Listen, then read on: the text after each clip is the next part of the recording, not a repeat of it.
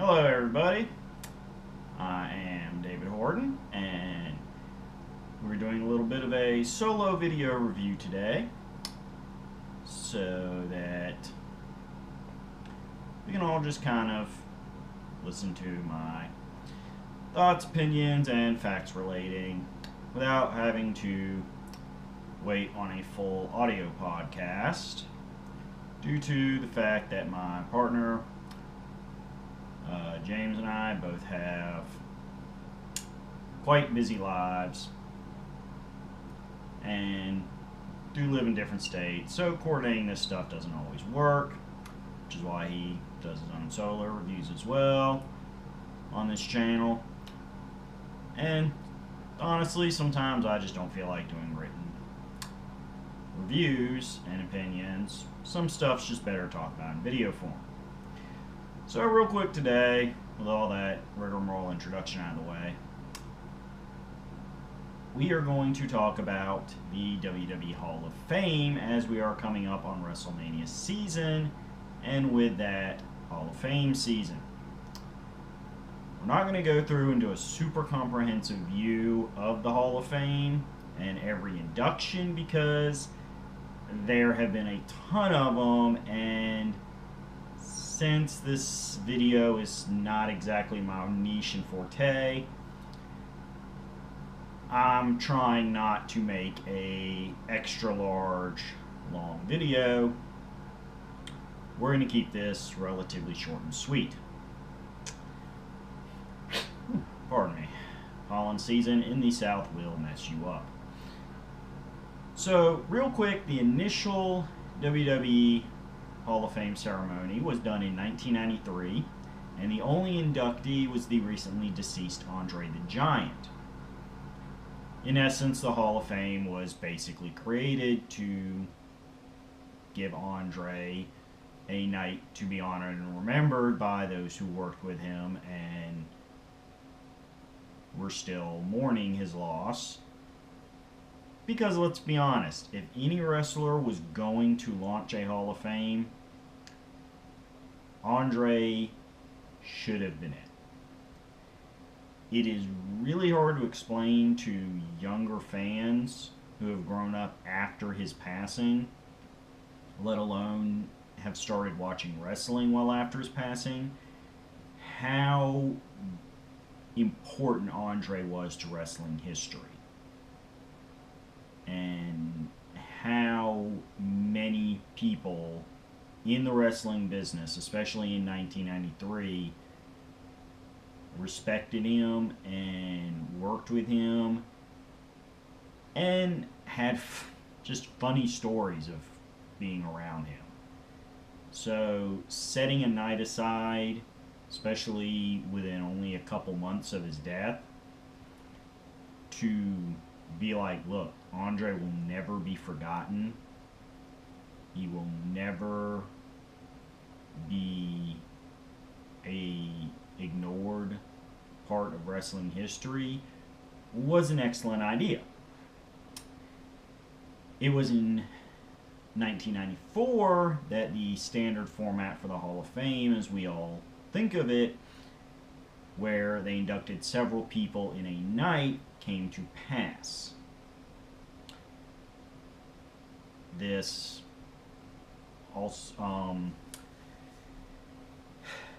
first induction involved several, again, undisputed icons of WWF, including its predecessor company, WWF, such as Arnold Scotland, Nature Boy Buddy Rogers, Chief Jay Strongbow, Classy Freddie Blassie, and of course, Gorilla Monsoon, who honestly, at some point,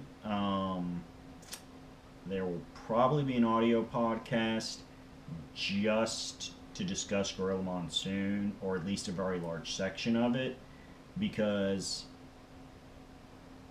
I mean, the guy, besides being an excellent wrestler who drew a lot of money in his prime, he was also a major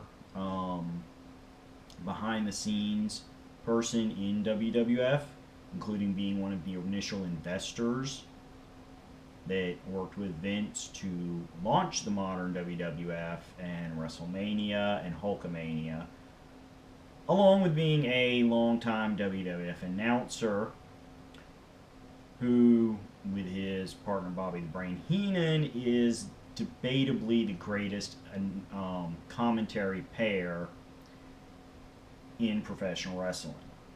They were real life best friends, and the chemistry definitely came through when they were on camera.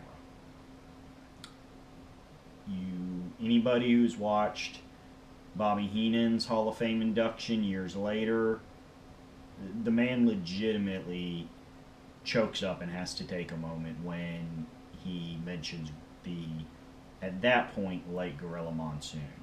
Like, you could feel, even watching it on video, how important Gorilla was to Bobby emotionally.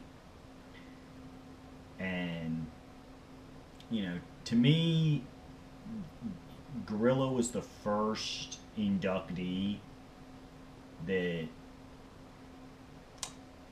really felt like a Captain Obvious choice. I mean, I know I said, like, oh, Andre's the guy to start it, but it's like, again, Andre was there alone. Once you get the idea of, hey, let's do a Hall of Fame where, you know, we're going to induct several people, it's like, yeah, Gorilla Monsoon should be part of that first class, because it's WWF, and Gorilla basically was WWF almost until the day he died. And yes, folks, I do have with me on my computer screen in front of me a listing. That's why you're going to see me look like I'm checking stuff, because as I said, there's been a ton of Hall of Fame inductees, and remembering who went in what years is not something I have enough picture-perfect memory for, so I do have my reference right here in front of me. But as I said, that was 94. 95 is when it really kind of became something where it was like, yeah, we're doing this.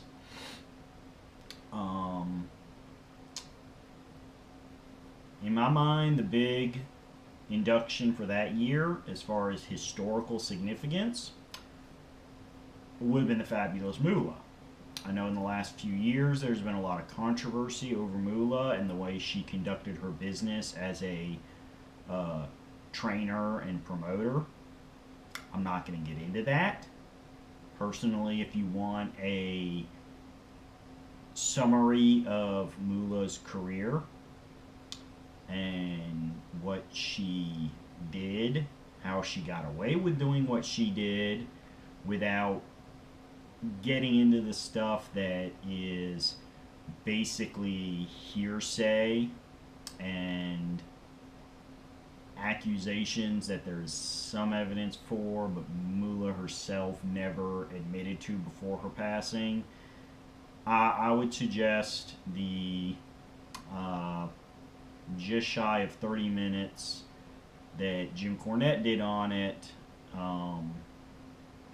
last year around this time, when the whole Moolah controversy thing was at its peak of discussion within the industry. You can find that clip on YouTube, just Cornette Fabulous Moolah. It's, yes, Cornette's a little biased towards Moolah, but he also basically explains why. As an old hand in wrestling, he understood the nature of the business as a whole and how the nature of the business impacted Moolah. But all of that aside, the simple fact is Moolah is, and especially in 95, one of the biggest names in female wrestling in American wrestling history. And that's just one of those things. So it's like, yes, we're going to induct her. 1996 came. This would see, again, several really obvious choices inducted, such as wrestler, but more well known in my time on down as manager, Captain Lou Albano, who, yes, also portrayed Mario in the live-action segments of the Super Mario Super Show, as well as doing other random acting gigs later in life. But I would say the big induction for that year, the big name that really pulled things in, would have probably been Pat Patterson, who was the first Intercontinental Champion, former AWA World Tag Team Champion, held a couple dozen regional NWA championships, and served most of his post-wrestling life, many, many years, decades, as one of Vince McMahon's right-hand mans, including the fact that he is credited with basically no dispute to it as creating the Royal Rumble match, and in fact most years being the guy to actually lay out the match itself, who comes in when, who eliminates who, which eliminations are going to be semi-controversial to help set up subsequent angles. I mean, the guy is just, again, he's one of those people that if you know WWF, you know Pat Patterson. Now, these first 4 years, it should be noted that unlike the Hall of Fame inductions that go on after this, these were not fully recorded. Only small pieces of it were recorded and were aired in short clips on WWF's, now WWE, but back then it was WWF's regular programming. So while you can watch footage of those early Hall of Fames on the WWE Network, it is primarily more of a retrospective hosted by Mean Gene Okerlund and Renee Young on the inductees, as opposed to the ceremony that we would recognize from the last 10 years or so. In fact, after 1996, the Hall of Fame as an idea was put on hiatus due to the early years of Monday Night Wars, the financial difficulties Vince McMahon had coming out of the mid-90s and the steroid trials and the new generation, which is, for those people who aren't wrestling history fans, where a lot of the people that had been big players in WWE in the 80s and first couple years in the 90s jumped ship, and most of them to WCW, and Vince had to basically take all of his hot young talent that were currently working as mid-card acts and put them in the main event because he had no main event established stars. So he called that movement the New Generation. Again, that'll probably be another podcast or solo video induction another day. So, if we go from 1996, which also, I know I said Pat Patterson was a big induction, but for wrestling trivia note, 1996 would be the first time that a tag team or stable was inducted. This would go to the Valiant brothers, Jimmy Valiant and Johnny Valiant, who were major players in the WWF era, and through Johnny Valiant, who became a manager after his in-ring career wound down, he was a certainly significant presence on TV in the 80s WWF. So we fast forward 8 years to 2004, which is the first time we get the Hall of Fame fully recorded and broadcasted as a separate ceremony. And the first time we also get a celebrity induction, which went to Pete Rose, who had appeared in 3 consecutive WrestleManias as part of a pseudo feud rivalry with the wrestler Kane, who of course was behind the mask the man Glenn Jacobs, who has since gone into politics and become mayor of Knox County. I know, for 95% of the country, mayor of a county sounds weird, but it's just the way things were laid out legally and politically. The county has a mayor instead of the city. I'd have to go back and research why it was done that way. It's just one of those quirks. The big induction, for me personally, I would say Bobby the Brain Heenan, because it's one of the most memorable induction speeches in the Hall of Fame history.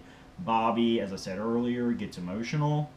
He makes a lot of jokes because that's who Bobby was.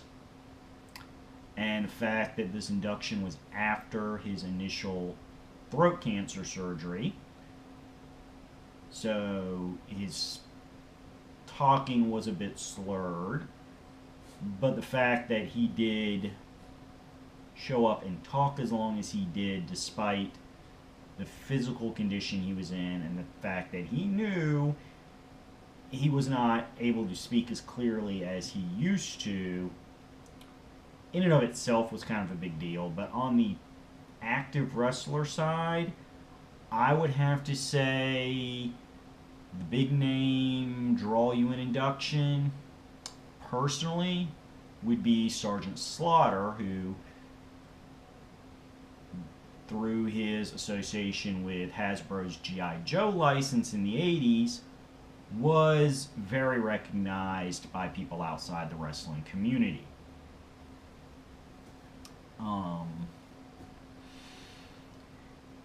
Sergeant Slaughter himself had a long run in WWE, working backstage and as the on-air authority figure role after his in-ring career wound down. But if you're not a fan of Slaughter, hey, we also had Greg the Hammer Valentine and Jesse the Body Ventura, if those are more your style. Since 2004, we have had a Hall of Fame every year. There have been no more hiatuses. So, and as I said, starting in 2004, everything was recorded and broadcast in its entirety. Coming in 2005, we had the induction of Hulk Hogan. Now, yes, there was also Roddy Piper, Iron Sheik, Paul Orndorff, a lot of big names, but let's be honest. Hulk Hogan is professional wrestling in the modern era. Certainly anything within my lifetime, which is now getting in the higher end of the 30s. So yeah, past 35 years, you can't discuss pro wrestling without discussing Hulk Hogan. There was no way he was not going to be the headliner, especially when he's getting inducted by his buddy and Hollywood mainstay, Sylvester Stallone. 2006, we get another celebrity induction with William the Refrigerator Perry, who, like Sergeant Slaughter, also lent his likeness to the G.I. Joe franchise, but who himself had dabbled in professional wrestling. But the big name was Bret the Hitman Hart, who in the 80s and 90s pretty much, again, defined pro wrestling. Most of that in WWF. He did spend the last few years of his career in WCW. But again, anybody who was watching wrestling during 1997 and afterwards, yeah. I'm going to say it, folks, Montreal Screwjob. Literally that night, Bret's last night in WWF, it is one of the most significant events in wrestling history. There's been 1,001 hours put into discussing it by people better suited than me. Feel free to do your own research. There's the Wrestling with Shadows documentary. There is the documentary Bret Hart did on his career after he came back to WWE and made his peace with Vince McMahon over Montreal. There's countless shoot interviews from different people in the business. Check it out. But we also got the return of tag team inductions with the Blackjacks. Blackjack Mulligan and Blackjack Lanza. So, you know, it was a significant year. 2007! One of the few men who could compete with Hogan for general cultural recognition, and that is the now late American Dream Dusty Rhodes. Again, I mean, I have friends who've never cared about wrestling who know Dusty Rhodes because he is one of the all-time huge names in wrestling. Although fellow inductee that year, Jerry the King Lawler, in the southern United States, certainly could compete for his name. The man, Jerry Lawler's pretty much defined Memphis wrestling since he first started competing. Yes, there was Memphis wrestling before Jerry, but once Jerry got in there, it's pretty much been about Jerry Lawler. Then we come down to 2008, where we complete your group of 80s wrestlers everybody has heard of, even if they don't care about wrestling, with the Nature Boy! Woo! Ric Flair. Again, a Captain Obvious induction.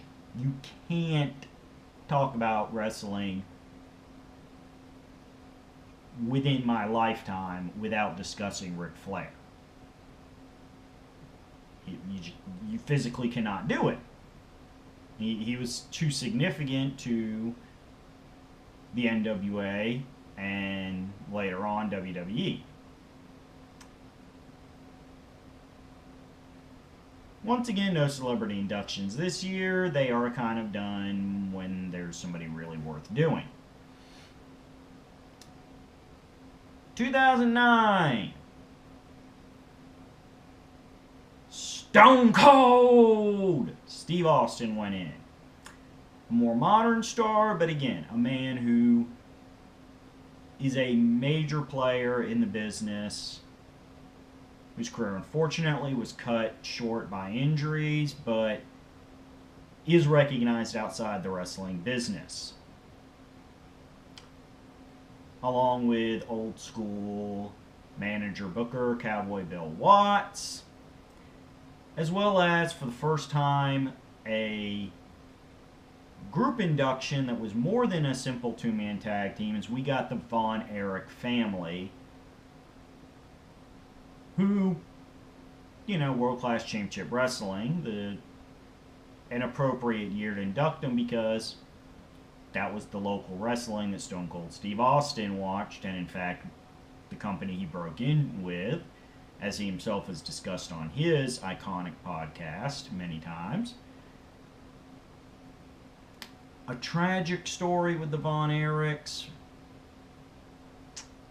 but nobody who knows wrestling history could deny they deserve to be inducted, as so many people worked with the Von Erichs in World Class, and if nothing else, you need to remember their tragic story to serve as a warning to other people. Well, sometimes, folks, you just really should go around things a different way. There have been multiple excellent documentaries and books written about World Class and the Von Erich family. So if you are curious to read more about them, trust me, the research is out there. It's going to phrase things better than I ever could. I'm willing to admit when I'm not perfect. 2010, we come back to the celebrity inductions with Bob Uecker, who, yes, is primarily known for baseball commentary, including being one of the few actors to appear in all 3 major league movies. But on the in-ring front, we also had the induction of the $1 Million Man, Ted DiBiase, as well as primarily known for his work in Japan, although he did spend some time in America here and there, Antonio Inoki. So, pick which one you think is your big name. Officially, Ted DiBiase was the headliner, but you could certainly debate Inoki was the most significant historically. 2011, our headliner is the Heartbreak Kid Shawn Michaels. While I have gone on record as saying I have never liked the character of the Heartbreak Kid, I do respect the hell out of the performer. And we also had the celebrity induction of Drew Carey, which I admit is one of the all-time weak inductions. He appeared at one Royal Rumble, but, you know, it's business. We also got, for me personally, my top induction would be the Road Warriors, which is not just Hawk and the late Animal, but their longtime manager, Precious Paul Ellering. I should say that this was the year that WWE was in Atlanta, and I actually saw this Hall of Fame ceremony personally because, hey, if I was going to WrestleMania, I was going to spend a little more money and go to the Hall of Fame ceremony the night before as well. Because I am that big a wrestling fan. And knowing the Road Warriors, who are one of my all-time favorite tag teams, we're going in, yeah, I wanted to be there to hear Hawk and Paul's speech. And man, when they put the Animal action figure on the podium, the feels that were real. I mean, everybody in that arena, the feels were real. Animal to this day is still missed. Yes, he had his substance abuse problems, but he had cleaned himself up before his end, and at his core, he was a great man. 2012 comes in. Our headliner is Edge, although if you are more of the worldwide Impact, historically, we can also go with inductee Mil Mascaras. 4 Horsemen go in, which makes Ric Flair the first 2-time inductee. For reference, this version of 4 Horsemen refers to Flair, Barry Windham, Arn Anderson, Tully Blanchard, and J.J. Dillon. Not the original version of the 4 Horsemen, but the one that 90% of wrestling historians and pundits consider the best version of the Horsemen. Personally, I kind of like the version with Pillman and Malenko, but what can I say? I'm a bit of a Pillman fanboy. The guy was so charismatic, especially at that point. That was the period where he was laying the foundation for the loose cannon gimmick that he used up until his own tragic passing.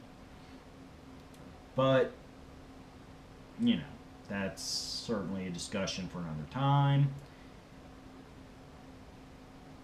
Mike Tyson comes in as celebrity inductee. It was a lot of fun.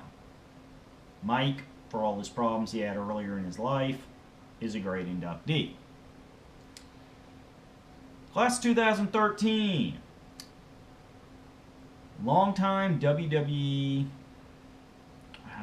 really, I don't want to say pariah, but former iconic star who, by his own choice, distanced himself for many years. Bruno Sammartino was the inductee, and again, historically, you can't really beat Bruno. Um, his induction was something that, I'll be honest, as somebody who grew up in a period where Bruno was, by and large, again, by his choice, disassociated from the company that made him one of the biggest names in the wrestling industry. I didn't think I was ever going to see that induction, but WWE changed. Bruno was willing to concede that the things that made him not want to associate what he stood for as a person with WWF programming were no longer part of WWF programming, so Bruno came home. Celebrity-wise, our current president, Donald Trump, was inducted, as he had been a long-time friend and occasional business partner of Vince McMahon. We're not going to get in the politics of Donald Trump as president, because this is a positive article and it is wrestling focused discussion.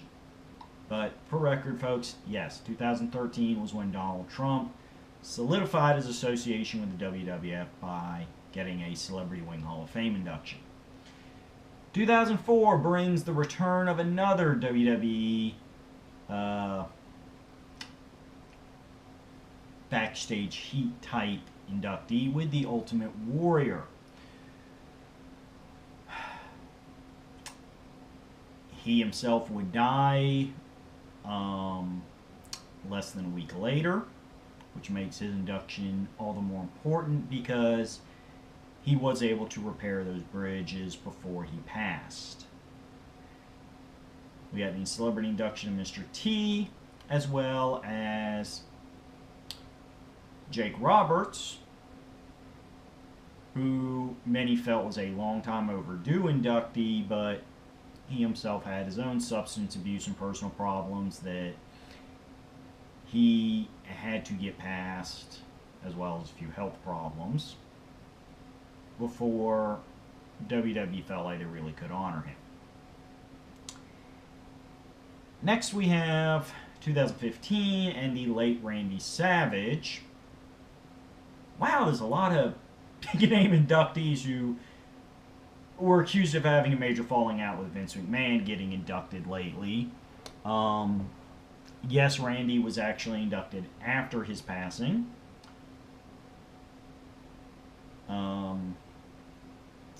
So nobody's really sure how much of the Randy left for WCW in the early 90s and never came back, and really up until the buyout was politely never discussed on WWE programming. Heat was buried, and how much of that really was heat, it's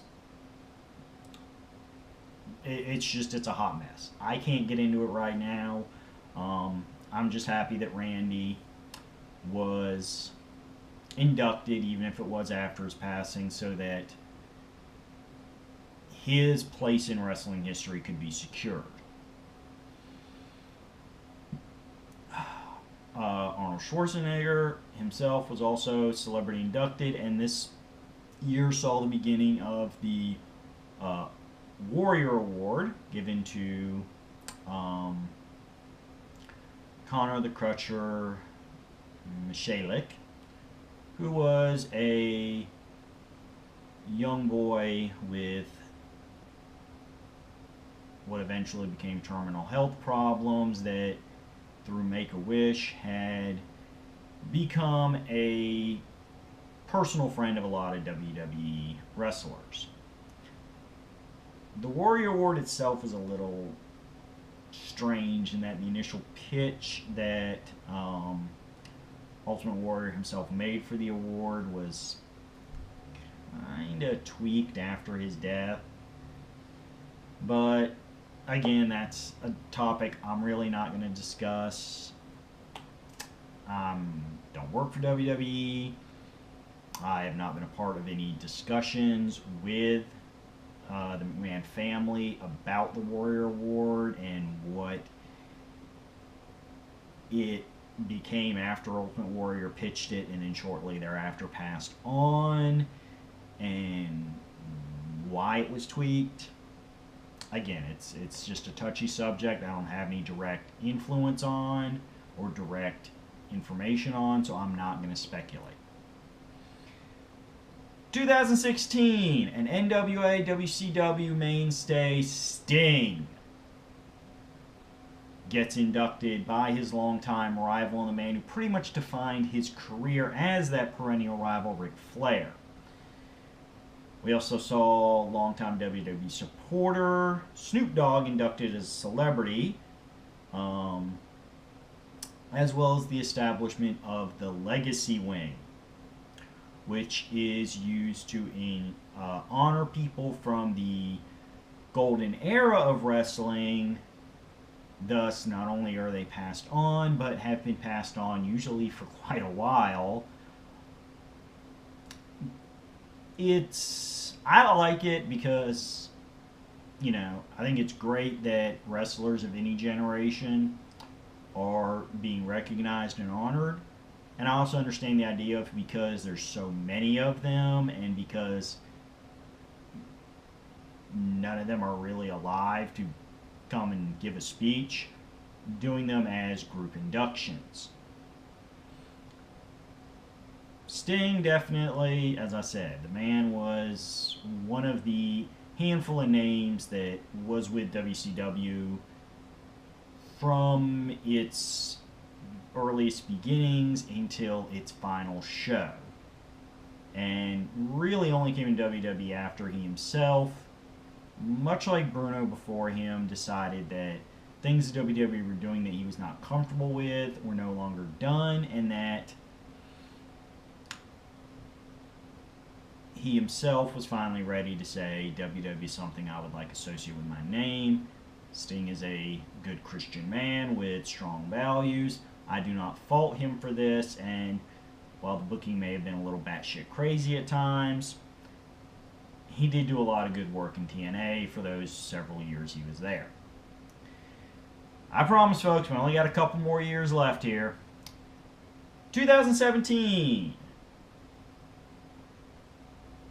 We have in the holy shit, I really didn't see this one coming category that we've touched on before, the Rock and Roll Express, who only had a cup of coffee in WWE, were inducted.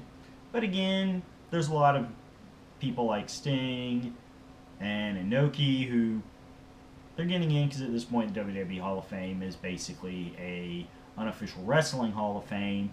But the bigger surprise was that their inductee was Jim Cornette, who certainly has had enough time with WWE on screen and off to deserve his own induction, but because of his very polarizing views that he regularly expresses on his own, two different podcasts actually, and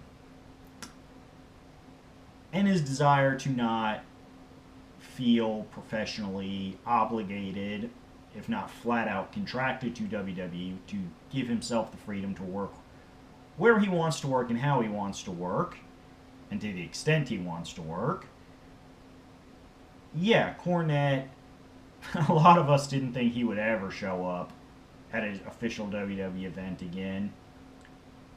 But he had said previously for the Rock and Roll, who were some of, as a manager, his greatest rivals through the team Jim Cornette managed, most predominantly the Midnight Express, that if the Rock and Roll ever went in, he would do the induction. So when WWE, for lack of a better term, called his bluff, Jim showed it wasn't a bluff.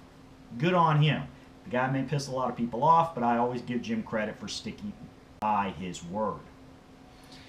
Kurt Angle was your headline inductee, though. Again, a great talent who had his problems, got them fixed, is back better than ever. Come on, the guy's a legit Olympic gold medalist.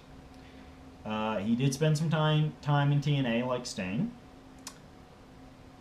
but he did come home where his professional wrestling career started. So it's all good. The only thing I really don't like about Kurt Angle's induction, and this is personal preference here, is very soon after the Hall of Fame induction, Kurt started wrestling again.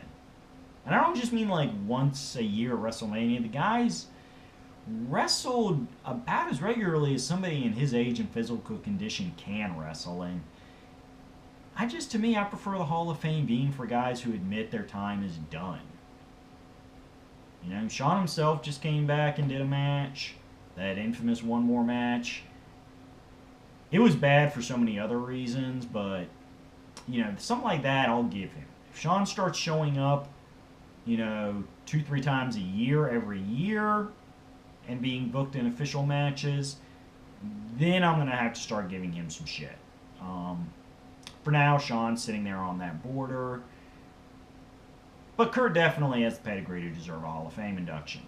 So last year, our big inductee is Goldberg. I'll be honest, I was never a Goldberg fan, but I don't dispute the fact that the man has a ton of fans and does deserve recognition for what seems to now be our annual, seriously, I legitimately never thought I saw this coming induction. We have Jeff Jarrett, the man who so ticked off Vince McMahon when he left WWF to go to WCW that Vince McMahon made a point of stating on the final episode of WCW Nitro, which was also the last show WCW ever did, that no, Jeff Jarrett would not be appearing on WWF TV, and at the time, quote, never would. This, of course, led Jeff Jarrett to, after a few years, start TNA, and eventually lost all authority and ownership of the company. That's a very sticky issue with a lot of research I would have to do to get into the exact legalities. But Jeff Jarrett has come home, is now working as a backstage producer with WWE.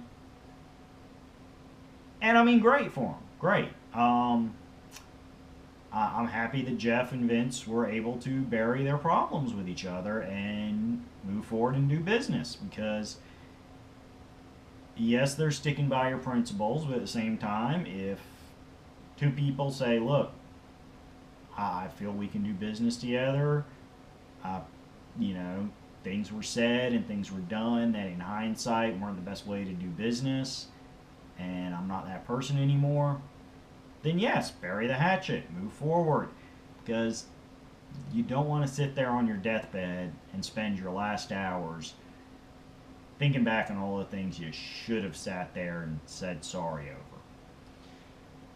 So, where does that leave us in 2019? While the full class has not been publicly stated, we do know that the Honky Tonk Man and Tori Wilson are being inducted as solo acts. Harlem Heat is being inducted in a tag team induction, which will make Booker T a 2-time inductee. Along with D-Generation X, the full version of Triple H, Shawn Michaels, Chyna, Road Dogg, Billy Gunn, and X-Pac. Which means Shawn himself will also be a 2-time inductee.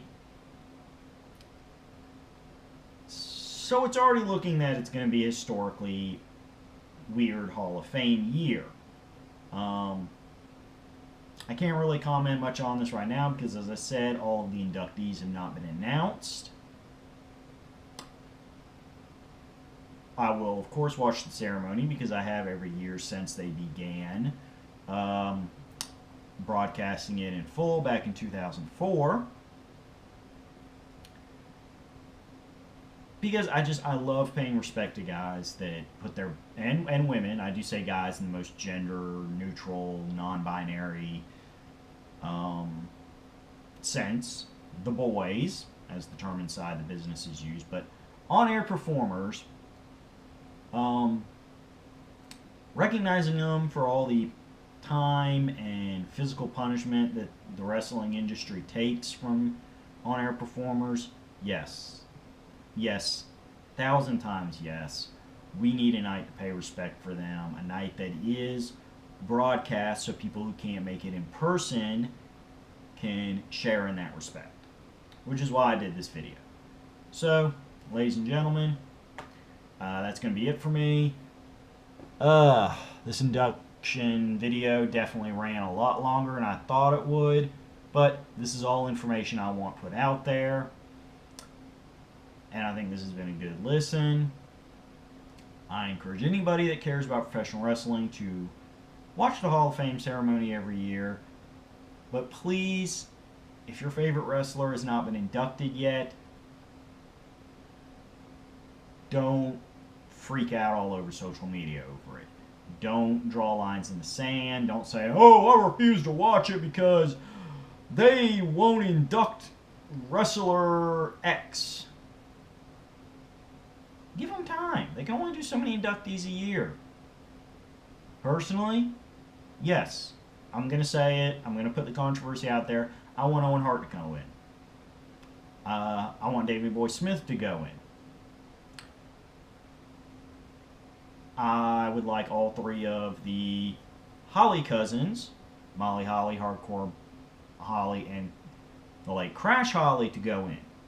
I want to see Raven go in.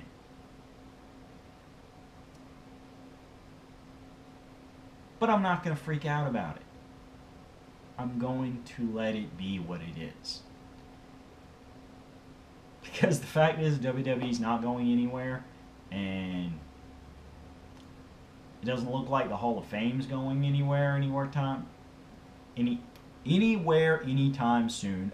Bleh, is what happens when you do stuff in one take, folks. So there's really no point in not saying there's always next year. So until next time, goodbye. Enjoy yourself. Whether you watch WWE, Ring of Honor, TNA, AAA, New Japan, All Japan, Dragon Gate, no matter how excited you are about the upcoming, eventually they're going to put on their live shows and hopefully some kind of regular weekly programming, whether it's internet or TV, AEW. Awesome. But be a fan. Be respectful. Enjoy it. Just don't rage. Life's too short to rage. Bye.